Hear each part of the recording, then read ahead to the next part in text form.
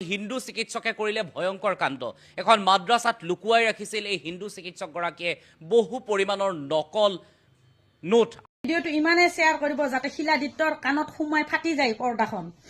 ইমানে বেছি ভয়ংকৰ কাণ্ড কৰিলে ইমানে ভয়ংকৰ কাণ্ড কৰিলে যে আমাৰ মাদ্ৰাছাক বদনাম কৰিবৰ কাৰণে এজন হিন্দু ডক্টৰ বুলি গলে ভুল হ'ব জালি নোটৰ বেপাৰীয়ে মানে আমাৰ মাদ্ৰাছাত লুকুৱাই ৰাখিছিল আন দুজন হিন্দু যুৱকে তেখেতক সহায় কৰিছিল যেতিয়া আৰক্ষীয়ে তদন্ত কৰিলে তেতিয়াহে এই বস্তুটো পোহৰলৈ আহিলে এতিয়া মোৰ এই ভিডিঅ'টো চাব নালাগে বাৰু কিছুমান অন্ধভক্তৰ টোপনি নাযাব ব্লেংকেটখন লৈ পেলাই শুই থাকক কালি ৰাতিপুৱা চাব দেই আমাৰ মুছলমানৰ ওপৰত যিমানে ষড়যন্ত্ৰ কৰিব নহয় সিমানে পোহৰলৈ আহি থাকিব অকল মানে মুছলমানে জালি নোটৰ বেপাৰ কৰে মাদ্ৰাছাত বন্দুক পায় মাদ্ৰাছাত জালি নোট পায় এইবিলাক ফকতীয়া লেকচাৰ তাতে পকেটত সোমাই ৰাখ ইমান আৰু লেকচাৰ নামাৰিবি মুছলমান বুলি কৈ 24 ঘণ্টা সিহঁতৰ টোপনি নাযায় হাগাওঁতেও মুছলমান মুটাওঁতেও মুছলমান অকল মুছলমানে খালি